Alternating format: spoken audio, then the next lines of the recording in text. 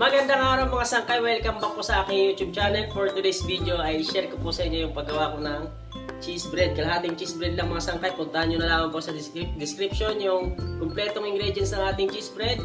At kung kayo po ay naghahanap pa ng maraming recipe about baking, ay magpunta lamang po sa aking channel. Bisitahin nyo po yung aking channel dahil marami na po akong na-upload dyan ng mga video about baking. Sana makatulong po sa inyo mga sangkay.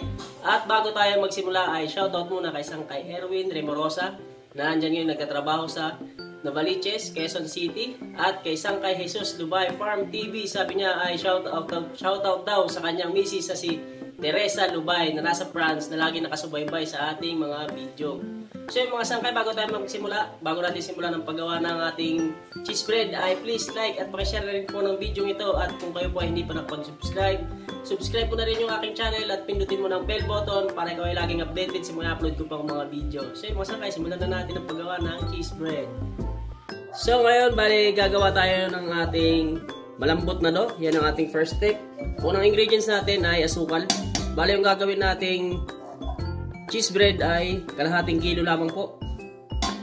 Unang ingredients, asukal. At maglalagay ako ng vanilya. 2 takip. O, ito yung ating ginamit na takip ng vanilya. Sunod kong ilalagay ay asin. Next ingredients natin ay powder milk. Maglalagay ako ng konting egg yellow food color. Pero kung wala kayong food color ay okay lamang po kahit di kayo maglagay ng food color. Sunod kong ilalagay ay tubig. Sunod kong ilalagay ay shortening at saka margarine. Next step ay tunawin natin yung ating asukal at saka yung asin natin ilagay.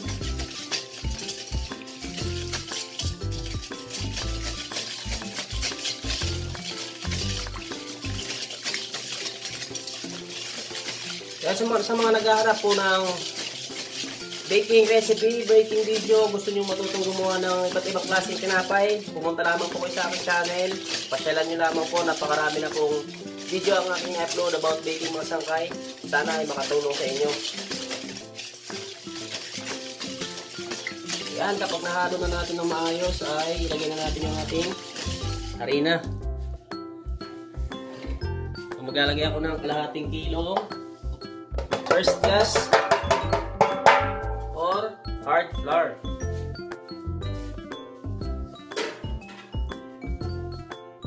At yeast. Yan, huwag niyong kakalimutan yung yeast dahil hindi lalaki ang inyong tinapay kapag walang yeast, hindi aalsa. Yan, kapag lalagay niyo yung mga ingredients na aking nabanggit ay bubuuin na natin yung ating dough. Bali, ang ating dough ay gagamitan natin ng makina para mas mabilis nating mapakinis.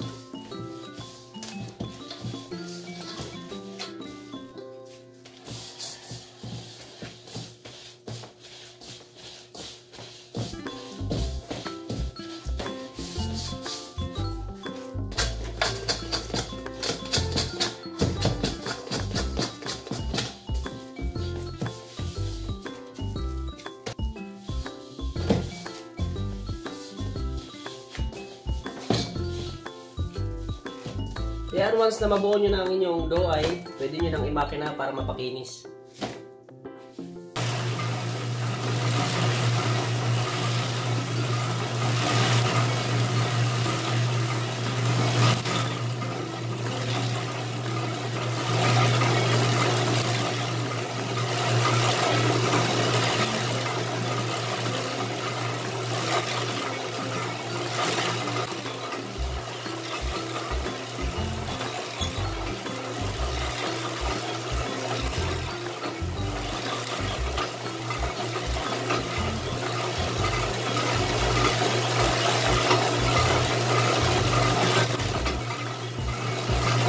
Susunod natin gagawin ay cut muna natin, bali titimbangin ko isa-isa para pare-parehas ng laki bago tayo maglagay ng palaman.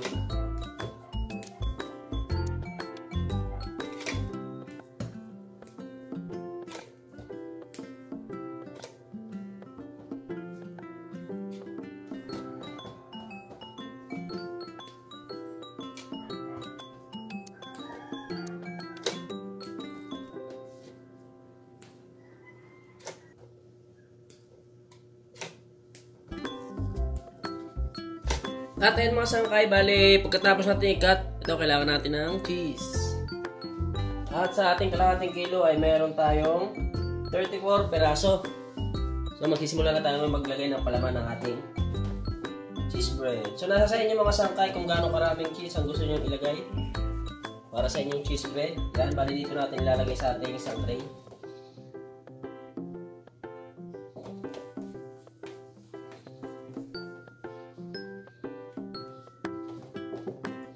Lagyan nyo lang yung cheese at bilogin nyo lang.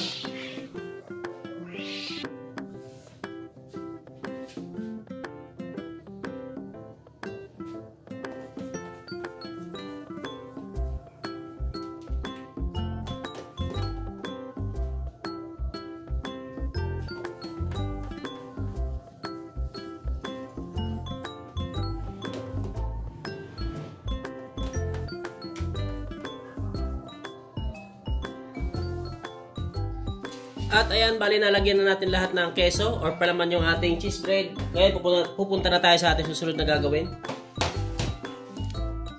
So, sunod natin gagawin ay gagawa tayo ng pambalot sa ating cheese bread. Tinatawag na streusel. Yung una nating ingredients ay asukal. Lalagay din ako ng powder milk. Sunod kong ilalagay ay harina, soft flour. Next ingredients natin ay margarine.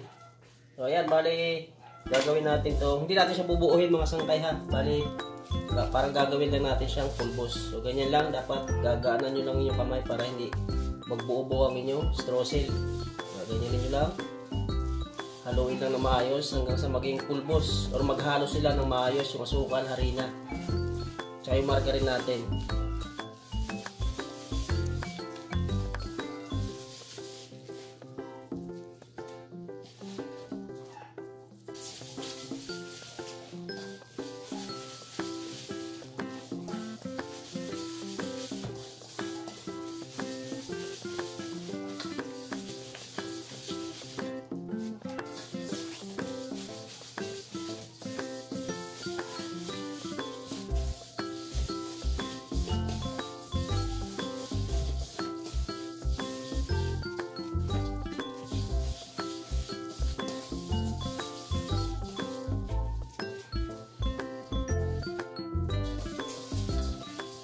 At ayan na yung ating streusel. So ganyan yung ating streusel mga sangkay ha.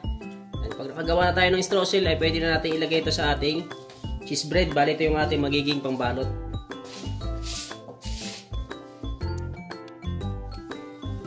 Ito yung ating cheese bread. Bali ilalagay lang natin ito sa ibabaw yung ating ginawang streusel. Bali standby lang natin siya ng ilang minuto. Antayin lang natin dumikit yung ating streusel sa ating cheese bread bago natin siya alisin.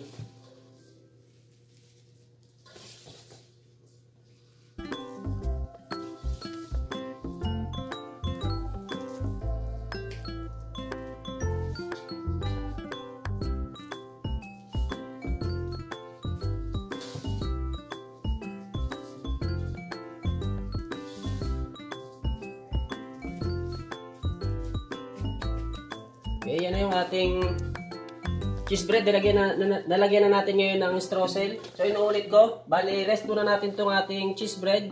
Antayin lang muna natin dumikit to bago natin alisin. Kung makapansin nyo, yan, hindi pa siya nakadikit, di ba? So, bali, antayin nyo lang muna dumikit bago nyo lipat ng lalagyan.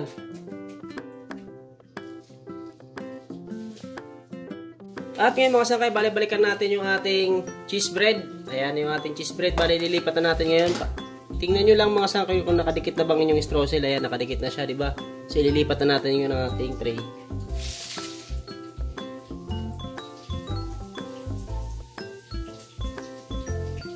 So, nakadikit na. Yung ating streusel, dikit na dikit na sa ating cheese bread.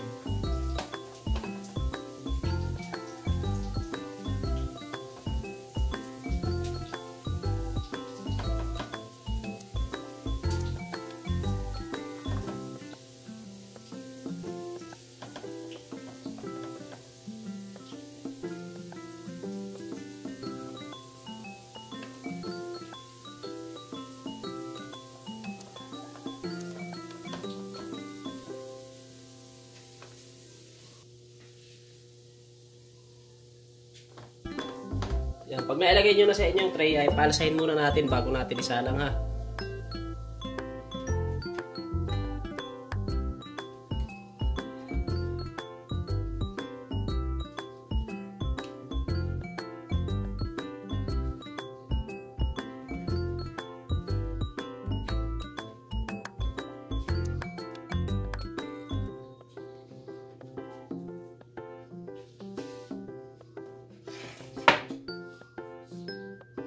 Hours na ating pagpaalsa ng ating cheese bread ay ayan na po siya, ganyan na po siya kalalaki. So ngayon po ay isasalang na natin yung ating cheese bread. Inuulit ko, bale 2 hours ko po siyang pinaalsa or pinalaki bago natin isalang. Kaya ngayon ay isasalang na po natin. So bale yung ating init ng oven na gagamitin ay 160 degrees Celsius mga sangkay at apoy naman natin gagamitin ay katamtaman naman po yung lakas niya. So ayan na po yung ating cheese bread, sinalang na natin, abangan na lamang po natin kung ilang minuto natin lulutuin.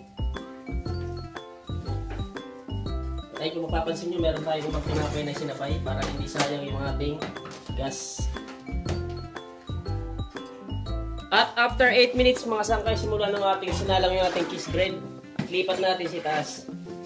So bali dito sa taas ay papupulahin na lamang natin yung ating cheese bread.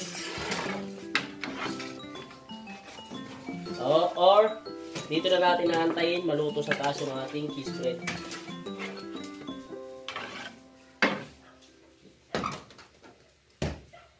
At ngayon mga sangkay, after 8 minutes, simula ng ating ilinipat sa taas ay ito na yung ating cheese bread. Ayan.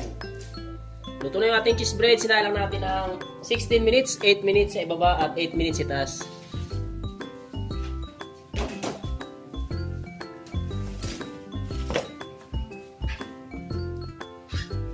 Ito ang ating finished product ng ating cheese bread mga sangkay.